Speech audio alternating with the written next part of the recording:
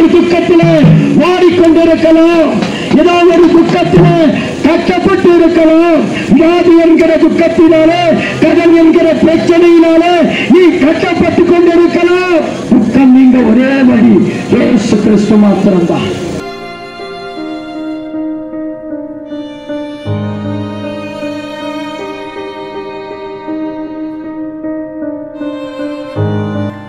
என் குடும்பத்தின் மேல உங்க கரம் வரணும்பா, என் கணவர் மேல உங்க கரம் வரணும்பா, என் பிள்ளைகள் மேல உங்க கரம் வரணும்பா.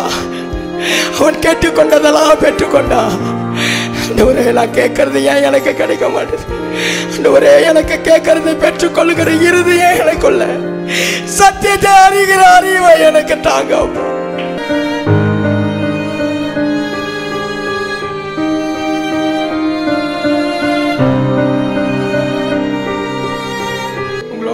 நடந்து எனக்கு போல காணாம போயிடும் டாடி, அப்படியே காணாம போயிடும் டாடி.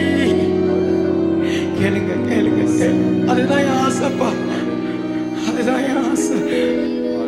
உங்க பிரசனத்துல வாழாத ஒரு நாட்கள் இனி வேணாண்டவரே, உங்க பிரசனத்தோடு வாழ்கிற அந்த நாட்களை எனக்கு தாங்க.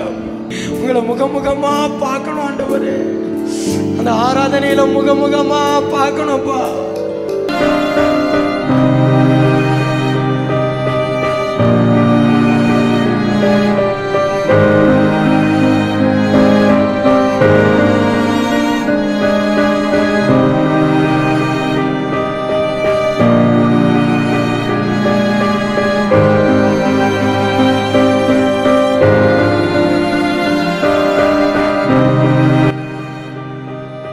நெகேமியாவை போல அழுது ஜெபிக்கிற என் சபைக்குள்ள அப்படிப்பட்டவங்க வேணும்பா.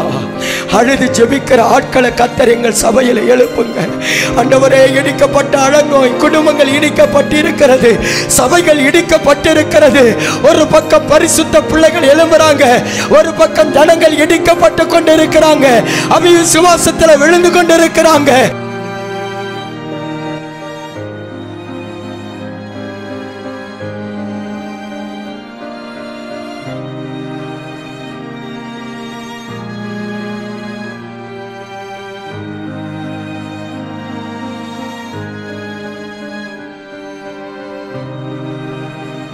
என்னை ஏன்பா அழைத்து கொண்டு வந்தீங்க?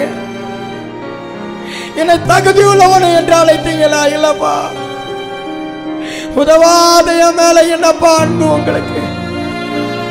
உதவாத என்னை ஏன்பா நேசிக்கிறீங்க? ஏன்பா என்ன நேசிக்கிறீங்க?